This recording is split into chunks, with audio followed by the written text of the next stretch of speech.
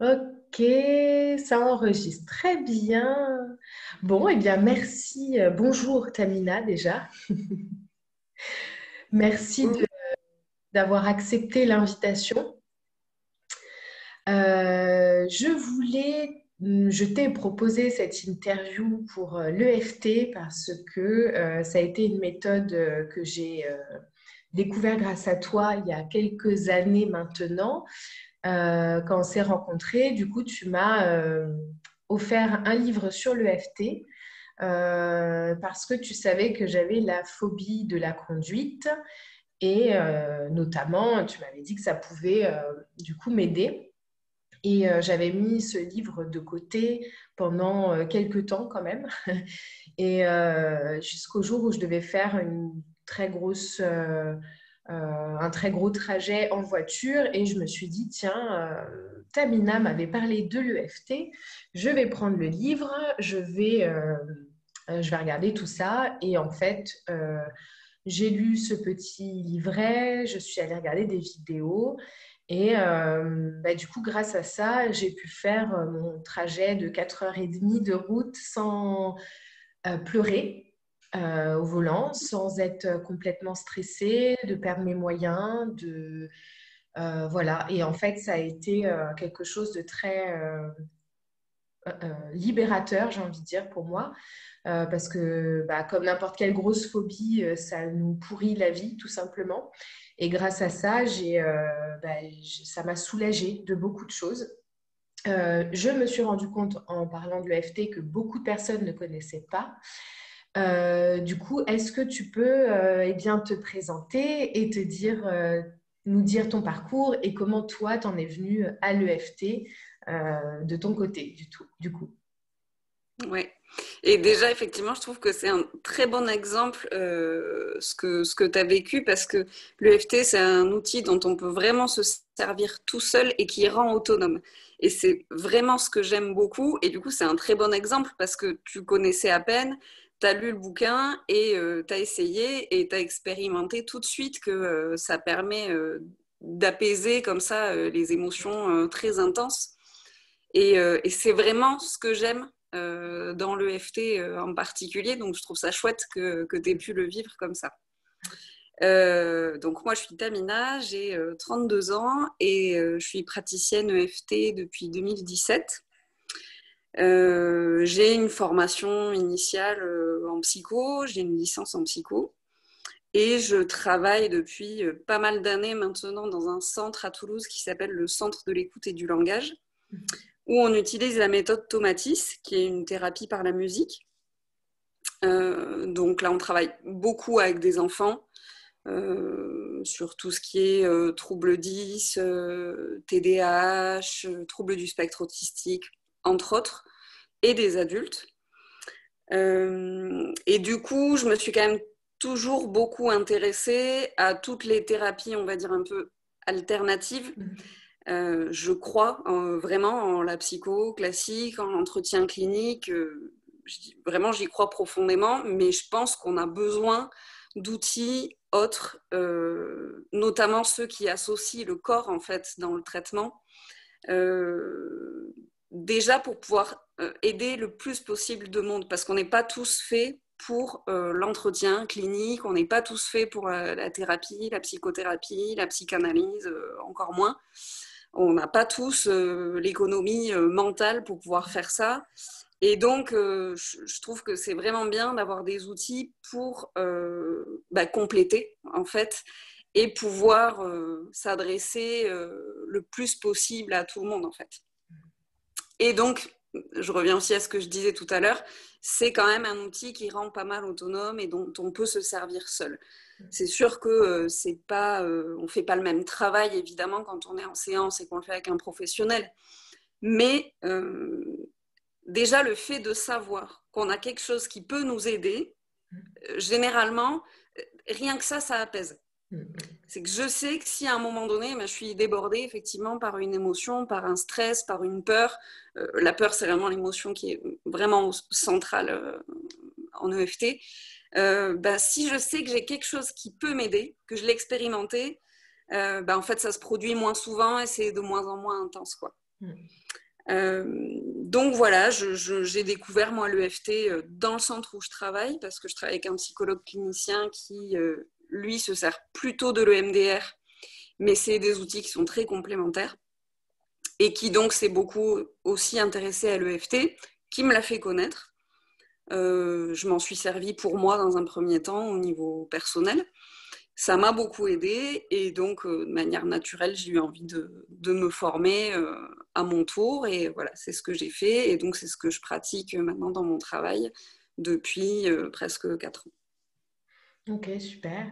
Et du coup, est-ce que tu peux nous dire en quoi consiste cette méthode de FT? Parce que c'est vrai qu'on n'a pas encore expliqué.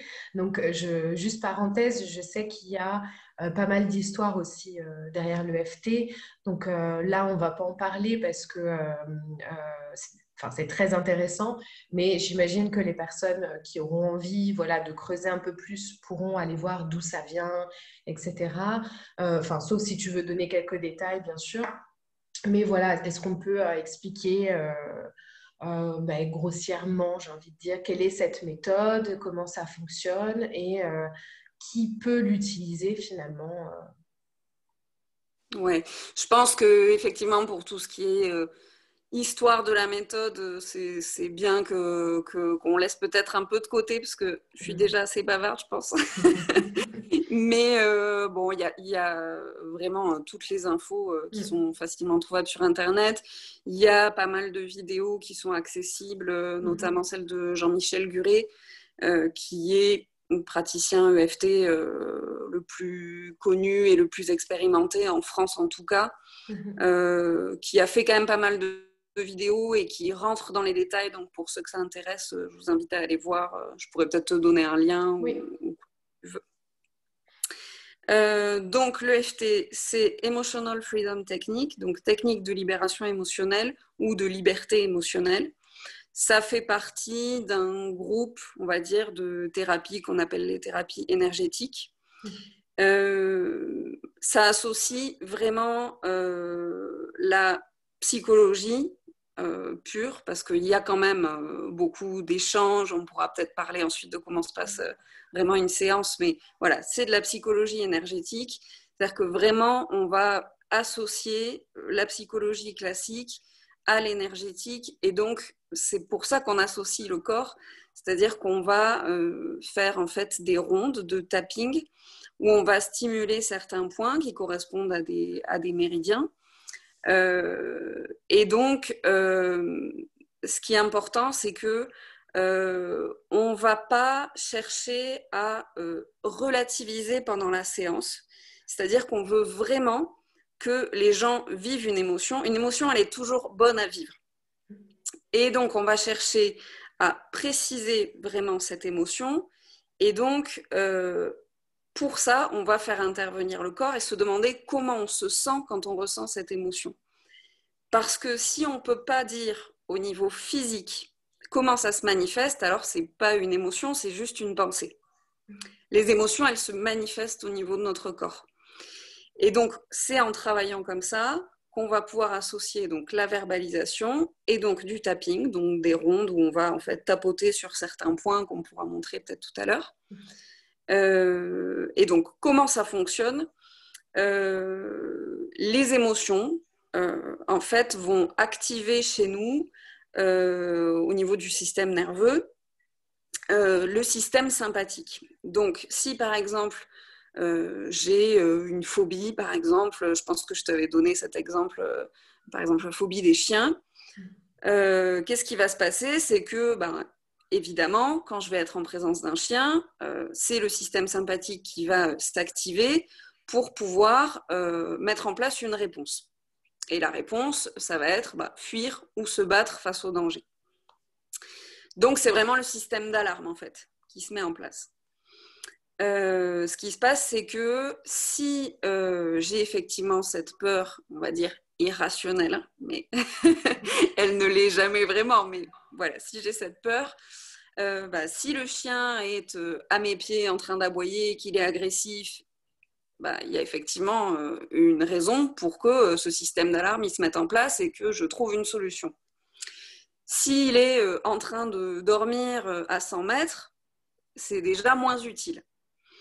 Sauf que notre cerveau, en fait, il apprend des réponses. Il y a rarement des nouvelles émotions. Donc, il apprend une réponse. Peut-être qu'à un moment donné, il a eu peur d'un chien ou d'autre chose. Peut-être qu'il a vécu une grande peur et qu'il y avait un chien pas loin et qu'il a juste associé que le chien était lié au danger et que c'est pas ça le problème. Il peut y avoir plein d'options. En tout cas, il va mettre en place toujours la même réponse. Et la réalité, c'est que la réponse, en fait, elle n'est peut-être pas adaptée. En tout cas, elle n'est pas adaptée tout le temps. Mais ce qui se passe au niveau du cerveau, c'est que en fait, le message ne va plus aller dans la zone du cerveau qui nous permet d'analyser la situation et de prendre une décision. Il va aller directement à la réponse. Ça, je connais, je sais comment je réagis, comme ça. Et donc, en fait, on va vivre comme ça cette boucle avec toujours les mêmes émotions. Qu'est-ce qui se passe avec l'EFT? C'est que le tapping, et ça a été aussi, je crois que c'est une étude, je crois, d'Harvard, j'essaierai de la retrouver, si je ne dis pas de bêtises, qui a été une étude sur plusieurs années. Et donc, ils ont réussi à montrer que le tapping, au contraire, active, donc la stimulation de certains points qu'on montrera, active le système parasympathique. Donc, en fait, ce qui nous permet de nous calmer, ce qui nous permet de nous détendre, de nous endormir, voilà. Donc, en fait, ce qu'on fait, c'est qu'on verbalise notre émotion, notre ressenti, notre sensation physique. C'est pour ça que je dis qu'on relativise pas, c'est-à-dire que si ce que je ressens, c'est que j'ai très très peur, que je suis persuadée que le chien va me mordre et que au secours je vais mourir, ce que je vais verbaliser, c'est ça. C'est au secours, je suis en grand danger, qu'est-ce qui se passe, c'est sûr je vais me faire attaquer, ça va être très grave. Voilà. Je vais verbaliser exactement ce que je pense et ce que je ressens. Mais le fait de faire du tapping en même temps va permettre de stimuler le système parasympathique et de calmer. Et donc de sortir de cette boucle. Voilà. Un petit peu comment ça marche. Il y a beaucoup de choses à dire, donc Oui, parce que j'espère que c'est clair dans un premier temps. Oui, mais parce que je t'écoute et justement, je revis en même temps, tu vois, par rapport à cette phobie, par exemple, de la conduite, Ouais. dans quel état j'étais, donc vraiment de grand stress, où je me mettais à pleurer. Et comme tu dis, c'est une peur alors irrationnelle, enfin, dans le sens où mon corps réagissait d'une certaine manière et que moi, j'avais aucun contrôle par rapport à ma réaction. Comme tu dis, c'est-à-dire que je rentrais dans une voiture pour conduire et tout de suite, mon corps avait cette réaction-là qui était inexplicable finalement. Et quand j'ai fait effectivement la technique de l'EFT, moi, ce que je trouvais super intéressant, c'était le fait de verbaliser, comme tu disais, en fait, de fermer les yeux parce que j'ai fait des séances donc moi-même de EFT chez moi. Encore une fois, c'est mieux avec un praticien quand même EFT, mais bon, à l'époque, il n'y en avait pas autour de moi, donc voilà. Même si on peut le faire à distance du coup. Mais je le faisais chez moi et en fait, on m'avait expliqué justement qu'il fallait que je me remette dans cet état de stress, donc même dans mon lit, par exemple, je m'asseyais sur mon lit, je fermais les yeux et je m'imaginais être au volant d'une voiture, à l'arrêt ou en conduite, peu importe. Et tout de suite, mon corps se remettait dans cet état de stress profond. Mais du coup, le fait de voir qu'en plus, il fallait que je verbalise oralement mes peurs, pour moi, c'était déjà une super étape de passer parce que de mettre des mots sur ces peurs-là ou sur des mots, c'est très éprouvant. Mais c'est pour moi, je trouve, un premier exercice très, très intéressant, en fait, de dire vraiment, OK, mais en fait, j'ai peur de quoi? Et le fait de dire à haute voix, j'ai peur de mourir, j'ai peur de créer un accident, j'ai peur qu'il y ait un accident devant moi, j'ai peur de mourir sous les roues d'un camion. Enfin, le fait de dire précisément de quoi j'ai peur, de quoi j'avais peur, et ben indirectement, on se rend compte que peut-être que la peur, elle est un peu trop exagéré. Enfin, nos pensées sont peut-être un peu trop exagérées. Je me rendais compte que plus je le disais, et avec le tapping, plus je relativisais en fait. Et je me disais, oui, bah là j'ai peur de mourir, là j'ai peur de ci, là j'ai peur de ça, ah je me sens vraiment pas bien, ah j'angoisse. Mais en fait, plus je le disais et plus je m'entendais en fait le dire. Et Mm. du coup, tu vois, je me disais, non, bah, bon, là j'exagère, ou bon, là c'est des suppositions, puis là quand même, mais ça je dis au fur et à mesure des séances que je me Ouais. faisais en fait. Bah, en fait, c'est exactement ça, c'est que ça permet de mettre à distance. C'est-à-dire que quand on commence une séance, on va essayer de cibler vraiment une image, donc d'être quand même assez précis. On va se demander effectivement, donc on va essayer de se replonger dedans. Alors, ce qu'il faut dire, c'est que quand même, c'est aussi pour ça que c'est bien de le faire avec quelqu'un dans un premier temps. On peut toucher parfois à des choses qui sont quand même très intenses. Et donc, c'est bien de ne pas se retrouver tout seul quand même face à ça. Et puis même Euh, parfois, j'imagine qu'il y a des personnes qui savent même pas du tout d'où ça vient. Enfin, je veux dire, moi oui, c'était une peur concrète de la conduite, mais quelqu'un peut être très angoissé pour X raisons, mais ne saura même pas quelle phrase dire parce que bon, très souvent, enfin c'est normal, je pense, d'être accompagné de toute façon par rapport à ça. bah, souvent, alors effectivement, les gens peuvent arriver avec une demande très très précise. Ça aurait été ton cas. Mais effectivement, on peut aussi avoir une demande beaucoup plus large de bah, j'ai pas confiance en moi, voilà, j'ai peur de me retrouver dans une foule, des choses voilà, plus larges. Et donc, c'est là qu'on va travailler à vraiment préciser. Ce qui est important, c'est de pouvoir cibler pour avoir une image. Donc, dans ces cas-là, on va essayer de peut-être se demander, ok, donc quand est-ce que pour la dernière fois, vous avez ressenti ça? Donc là, ça va nous permettre de toucher à un événement plus précis, à une situation plus précise. Alors, soit il y a vraiment quelque chose qui est très récent, qui est plus présent, donc on prend ça. À vrai dire, peu importe. Si on prend quelque chose de plus récent, de plus ancien, on va finir par toucher à, j'ai envie de dire, ce qui était à l'origine, même si on travaille sur quelque chose de très récent. Parce que comme ça réveille en nous toujours la même émotion, toujours la même sensation. Ah mais là, oui, quand je pense à ça, j'ai très peur, je suis très angoissée, j'arrive pas à respirer, j'ai un nœud dans la gorge, j'ai envie de pleurer, j'ai très très mal au dos. Voilà, en tout cas, ça va toujours se manifester au niveau du corps et donc ça va nous permettre d'atteindre le problème. Mais voilà, on a quand même différentes façons de travailler. Et ça, je voulais vraiment le dire parce que bah, toi, tu parles d'une peur en voiture. Ça peut amener à des choses extrêmement violentes, à des souvenirs, à des accidents, à des choses très difficiles. Et parfois, les gens ne veulent pas aller dans le souvenir, ce qui est tout à fait normal et ce qu'on comprend. Et donc là, c'est important voilà, de travailler avec quelqu'un parce qu'on a quand même des techniques très différentes pour aborder le problème. C'est-à-dire qu'on peut commencer par, OK, à l'idée de m'en parler ou à l'idée d'y penser, mais n'y pensez pas. Mais à l'idée d'y penser comment vous vous sentez.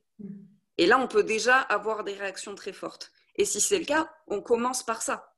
C'est-à-dire qu'on va faire des rondes sur voilà, il va falloir que j'en parle, je me sens trop mal à l'idée d'en parler, je veux pas partager ça. Bon, je monte pas les points tout de suite, mais voilà, je peux pas en parler, ça va être horrible, voilà. Et donc, on va travailler comme ça, on va voir un petit peu comment on se sent, et on ira vraiment dans le souvenir que quand ce sera possible. Voilà. Et c'est pour ça que ça, je voulais vraiment le dire parce que, voilà, on est en train de dire que c'est quelque chose qu'on peut faire tout seul, que ça rend autonome, bien sûr. Mais voilà, il y a quand même, on ne sait pas à quoi on touche. Parfois, on croit qu'on touche à quelque chose de pas trop grave et en fait, ça l'est. Donc, faut quand même faire attention et bien s'entourer et essayer, en tout cas pour amorcer un travail de ne pas être tout seul, je Ouais, pense. ouais, c'est clair. Après, c'est plus. Moi, je me souviens que j'avais regardé par curiosité, du coup, des vidéos sur Mm. YouTube parce que on parlait de points de tapotement. Je ne savais pas. Enfin, avant que je lise complètement le bouquin, donc j'étais un petit peu en train de fouiller un peu partout. Mais effectivement, tu fais bien de le préciser parce que je pense qu'on peut toucher à des points très délicats, donc c'est clair. Est-ce que tu veux quand même montrer du coup les points maintenant, comme ça, si on reste sur ce type d'exemple Mm. là, en fait, est-ce que dans ce cas-là, on peut rentrer dans le sujet vraiment d'un rendez-vous, comment ça se passe? Donc la Mm. personne vient te voir, te donne une problématique, et du coup. Donc, déjà, ce qu'on disait tout à l'heure, c'est qu'on va essayer quand même de cibler d'une manière assez précise. Donc, soit la demande est déjà très précise et voilà, on peut relier à un événement et dans ce cas, voilà, on va là-dessus. Soit c'est quelque chose d'un peu trop généraliste et donc on va essayer de préciser en se demandant, ben voilà, quand est-ce que je me suis sentie comme ça pour la dernière fois, qu'est-ce que j'étais en train de faire, qu'est-ce que voilà. Donc ça peut être tout simplement, bah, effectivement, j'ai pas confiance en moi. Je prends ça parce que c'est quelque chose qui revient souvent et qui est très large. Euh, donc dans ce cas-là, quand est-ce que ça se manifeste, ce manque de confiance bon, bah là, donc effectivement, on va pouvoir réfléchir un petit peu. Quand je dois, je sais pas moi, intervenir pendant une réunion parce que je fais un travail où je dois parler devant des gens, je dois présenter mon travail. Alors là, ok. Quand est-ce que ça s'est passé? Est-ce que récemment vous avez dû faire ça et donc ça a été difficile? Ah bah oui, il y a une semaine, ça a été horrible. Il a fallu que je présente mon truc et puis j'avais la voix qui tremblait, puis à un moment je savais plus ce que je disais. Voilà. Donc là, ça nous permet de rentrer d'une manière beaucoup plus précise. Donc, une fois que c'est fait, qu'on a vraiment ciblé, on va effectivement demander à la personne, si c'est possible, de vraiment se replonger dans ce souvenir et donc d'accueillir les images, les sensations physiques, tout ce qui va avec. Donc on prend une image, on prend physiquement comment on se sent. Est-ce que, oui, là j'y repense et j'ai l'impression d'avoir un poids ici, je transpire, voilà. Quelles sont mes émotions? Je suis très stressée, j'ai peur, tout ce qui peut venir, j'ai honte parce que au fur et à mesure ensuite qu'on travaille, les émotions quand même se précisent, se transforment parfois. Et puis ensuite, on va essayer d'évaluer entre 0 et 10. Alors, ce n'est pas un exercice qui est facile. Je le fais, mais j'ai tendance maintenant à le faire quand même de moins en moins parce que c'est quand même assez délicat, toujours de demander aux gens comme ça d'évaluer, mais bon, par rapport à quoi, c'est difficile. En tout cas, on va essayer d'évaluer entre 0 et 10 ces sensations et ces émotions qu'on ressent. Où est-ce qu'elle se situe là tout de suite, 0 étant pas du tout, je vais très bien, et 10 étant le maximum d'intensité qu'on puisse imaginer. Et à partir de ça, on va commencer à faire des rondes de tapping. Donc, ce qui est important, c'est que moi, je vais faire répéter des phrases, mais je n'invente rien. Donc, on a discuté avant, et je vais revenir du coup sur ce que tu disais tout à l'heure quand tu disais que le fait d'avoir à formuler tes peurs, tu sentais que déjà ça t'avait fait avancer. C'est que souvent les gens disent parfois des mots très forts, d'ailleurs, quand ils décrivent la situation. Et puis ensuite, pendant qu'on fait les rondes, moi je vais leur faire répéter des phrases, mais souvent c'est ce qu'ils ont dit. Et là, de l'entendre de ma part et de devoir le répéter, tout d'un coup, ça devient un problème.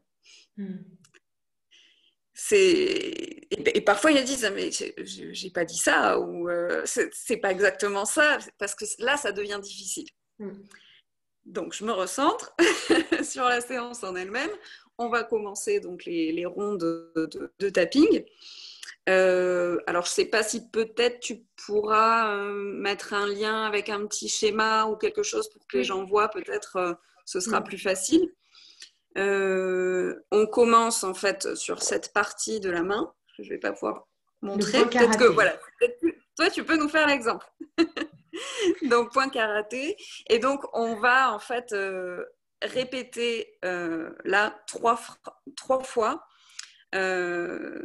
certaines phrases. Alors, c'est vraiment ça, c'est une étape qui parfois est difficile pour les gens parce qu'on va le formuler. Alors, on peut donner un exemple. Par exemple, même si je suis très angoissée à l'idée de parler pendant cette réunion dans 2 jours et que je suis sûre que ça va mal se passer, je m'aime et je m'accepte du mieux que je peux. Ça va être une des formulations qu'on va utiliser. Et alors, je m'aime et je m'accepte du mieux que je peux, ou je m'aime et je m'accepte complètement, ou je décide d'accueillir cette émotion. Ça, c'est très difficile, souvent. Mm. Mais c'est une phrase qui est importante, c'est simplement pour travailler sur l'inversion psychologique. Alors, on va peut-être pas expliquer ça en détail, mais Mm. voilà, c'est une phrase qui est importante et que, en tout cas au début, on peut moduler pour que les gens puissent se sentir plus à l'aise, voilà, pour dire ça. On va répéter ça 3 fois, alors avec des petites variantes, mais là, c'est, en l'occurrence pendant la séance, c'est moi qui fais répéter et donc la personne répète. Une fois qu'on a fait cette série de 3 phrases, on va commencer à stimuler donc tous les points. Donc le sommet de la tête, ici la base du sourcil. Bon, j'ai les lunettes, donc je décale un peu parfois, Moi, je mais fais en même temps que voilà. toi. Mm. Voilà. Ici, le coin de l'œil. Ensuite, sous l'œil. Au-dessus de la bouche. Alors, on peut le faire main droite, main gauche. Il y a certains points qu'on peut faire. Alors, je peux pas, je tiens mon téléphone, mais qu'on peut faire des 2 côtés si on le Ouais. souhaite. Voilà. Ouais, ok. Voilà. Donc, ensuite, en dessous de la bouche. Ici, donc là, je te laisse faire. Pareil, on peut faire des 2 côtés. Mm. Donc là, je fais à une main. Et Ensuite, ensuite, il y a juste ici, sous le bras, mais voilà, peut-être si on met un là. schéma, ce sera plus simple. Ouais, On voit mieux sur toi. Et juste en dessous de la poitrine aussi, avec les 2 mains, on peut faire. d'accord. Voilà. Ça, c'est les points principaux qui constituent la ronde. Il y en a d'autres. Il y a des points aussi sur les mains, au bout des Ouais. doigts. Voilà, qu'on peut faire, qu'on n'est pas obligé de faire de manière systématique. Selon l'intensité. Voilà. On peut aussi travailler avec les mouvements des yeux, en répétant certaines phrases. Donc, voilà. Mais la ronde de base, c'est ces points-là qu'on vient de montrer. Donc, une fois qu'on l'a fait 3, 4, 5 fois, on les connaît bien. Et ça, c'est voilà, ce qui permet vraiment de pouvoir travailler tout seul. Donc, on va stimuler ces points-là en répétant certaines choses qui sont en rapport avec ce qu'on s'est dit. Donc, évidemment, quand on le fait à 2, on va élaborer peut-être d'une manière un peu plus précise. Mais quand on le fait tout seul, on peut rester très simple. C'est-à-dire que cette boule dans ma gorge, je transpire, il va falloir que je parle dans 2 jours. Cette réunion, ça va être horrible. C'est sûr, ça va mal se passer, je vais me ridiculiser. C'est impossible, je ne peux pas le faire, je ne vais pas y aller. Je vais être ridicule encore une fois, je suis toujours ridicule. Voilà. Mais en tout cas, il faut que ça colle exactement à ce que je pense et à ce que je me dis. Voilà. Donc on va faire des rondes comme ça. Et puis, une fois que la ronde est terminée, on va essayer de se demander comment je me sens, quelles sont les émotions qui sont là, qui sont toujours là, qui sont plus là, qui peut-être sont plus intenses, moins intenses. Tout à l'heure je me disais ça et là plus du tout. Finalement j'étais très stressée puis maintenant je suis en colère. Voilà, qu'est-ce qui change dans un sens comme dans l'autre, hein. Ça peut être plus intense, hein. C'est pas une ronde, voilà, mais de manière assez rapide, généralement, ça apaise et surtout, on voit qu'il y a des choses qui se modifient et surtout qu'il y a une petite distance. Et c'est ce que tu décrivais tout à l'heure. C'est-à-dire, ce qui me semblait absolument horrible tout à l'heure, finalement, là, ça me semble un peu moins grave et en tout cas, peut-être que je le vois différemment. Mais du coup, est-ce que c'est lié vraiment... Enfin, parce que j'anticipe les questions, je pense, des personnes qui regardent la vidéo. Vraiment, ces points de tapotement, de tapping, qui sont des points, certains méridiens, enfin, comment dire, c'est des points, j'imagine, qui ne sont pas là par hasard, donc qui jouent, c'est ça, sur nos émotions, sur ce qu'on va dire en même temps, et c'est le fait d'avoir les deux, d'exprimer oralement et de tapoter qui va nous calmer ou qui va jouer comment? Je ne sais pas si tu peux l'expliquer, j'avais envie de dire facilement, mais enfin, tu vois. En tout cas, ce qu'on peut dire, c'est que le tapping, ça va nous permettre de supprimer les connexions qui sont dues au conditionnement. Donc, ce qu'on disait tout à l'heure sur la boucle un peu infernale, où finalement je reviens toujours à cette même réaction, à cette même émotion, parce qu'effectivement, on est dans un certain conditionnement, ça permet de supprimer ces connexions. Donc, déjà, ça nous permet d'en créer des nouvelles. Donc, ça supprime ces connexions, ça supprime ces blocages, et donc, on peut rentrer dans une nouvelle boucle et élaborer quelque chose de nouveau. Et donc, ça, associé au fait qu'on active le système parasympathique au niveau du système nerveux central, ça crée cette distance et vraiment cette mise à distance, et puis cette possibilité d'avoir un regard en fait neuf. Se dire bon, mais effectivement j'étais dans cette émotion très très intense, et puis tout d'un coup je vois pas les choses de la même façon. Et d'ailleurs plus on avance dans la séance, plus, parce que si l'émotion se transforme, on va continuer à faire du tapping en accueillant ce qui est nouveau en fait, les nouvelles réflexions, les nouvelles pensées, vraiment on va travailler aussi sur ce que je me dis, quelles sont mes pensées, ce que je me dis de moi, ce que je me dis de cette situation, ce que je me dis des autres. Les autres, on va me trouver ridicule, tout ça c'est vraiment important, ça prend vraiment une partie importante dans la séance. Et donc, le fait de supprimer ces connexions et ce conditionnement, effectivement, ça permet de mettre à distance. Et donc, c'est ce que je voulais dire, plus on avance dans la séance, plus quand on invite souvent les gens à dire, on ne laisse pas partir, ce souvenir, on y revient, parce que ça a l'air d'être un peu de la torture, mais c'est important parce que, en fait, ce qu'on va faire en EFT, c'est qu'on va continuer à tester. On va tester, retester pour voir si vraiment ça va mieux. Parce que le but, c'est qu'il vaut mieux que ça se passe pendant la séance plutôt qu'après. Donc, si la personne, effectivement, le fait d'avoir un petit peu mis à distance, elle nous dit non, mais là, je me sens vraiment, ça va hyper bien, ça y est, c'est parti. Bon, une ou deux rondes, non. Donc, on va tester, on va aller plus loin. Bon, dans ce moment-là que vous avez vécu, on va quand même pas l'oublier. C'était très difficile. Est-ce qu'il y a eu un moment qui était encore plus difficile? Est-ce qu'il y a eu peut-être une parole qui vous a fait encore plus de mal? Est-ce qu'il y a eu le regard peut-être de quelqu'un? Est-ce qu'il y a un moment qui est encore plus intense?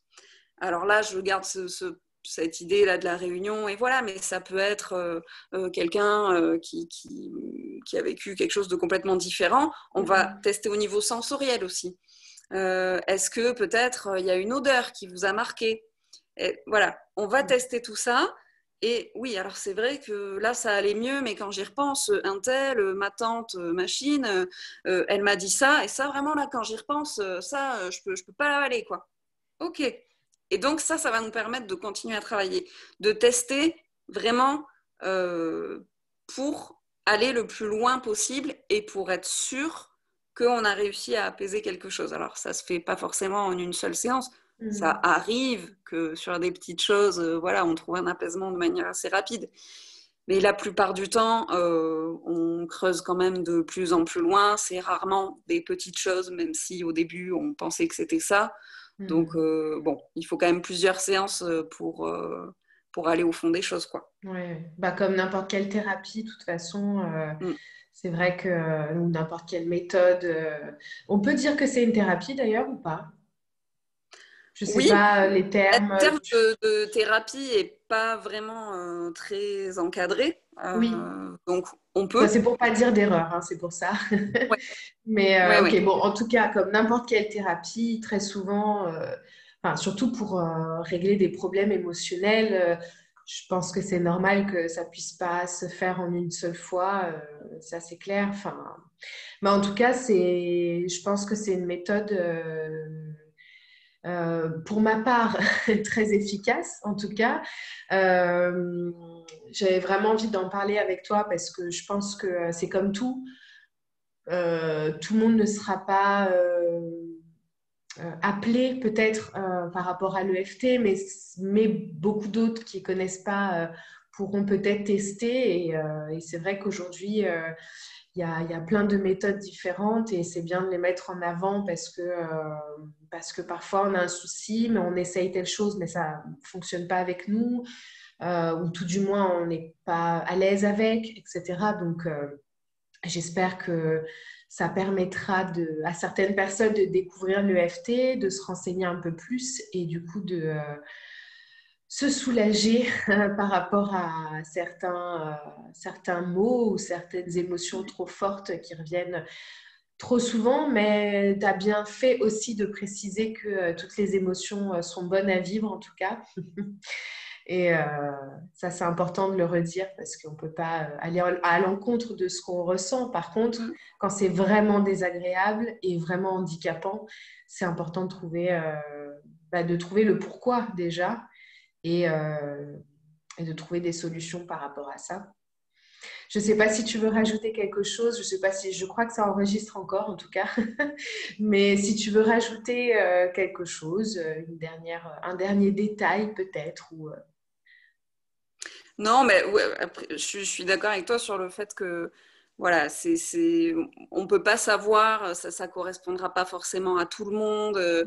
Voilà, il faut essayer, il faut trouver quelque chose qui nous corresponde, quelqu'un aussi avec qui on se sente en confiance et voilà, et puis pas hésiter à essayer, et puis à dire oui, je me suis sentie bien, j'ai envie de continuer, ou parfois c'est non, et puis faut oser le dire et voilà, prendre le temps de trouver quelque chose en tout cas qui nous aide parce que oui, les émotions elles sont bonnes à vivre, mais faut pas que ça devienne trop envahissant et puis faut pouvoir se libérer quoi de ça pour pouvoir avancer quoi. Donc moi je suis contente en tout cas qu'on en ait parlé ensemble. Je suis contente que ça t'ait aidé Ah bah oui, et voilà, et vraiment pour les gens, oui, j'invite vraiment à s'adresser à un Mm. professionnel pour avoir quand même un cadre sécurisant, et voilà, mais c'est sûr que c'est un outil qui rend quand même assez autonome et que, effectivement, même après une séance, même si on n'a pas trouvé, parce que souvent c'est ça, on se dit, bon, si j'ai pas trouvé la cause, le pourquoi du comment, l'origine, en fait, ça va jamais aller mieux. Non, voilà, il y a des outils comme ça qui permettent, même si je ne sais pas exactement pourquoi je réagis comme ça, je sais que j'ai cet outil-là. Tout d'un coup, je suis prise, voilà, une angoisse, une peur. Voilà, je prends 10 minutes, je vais me mettre toute seule, je fais quelques rondes et déjà, je me détends un peu et ça va mieux, quoi. Ouais. Et moi-même, je continue à m'en servir.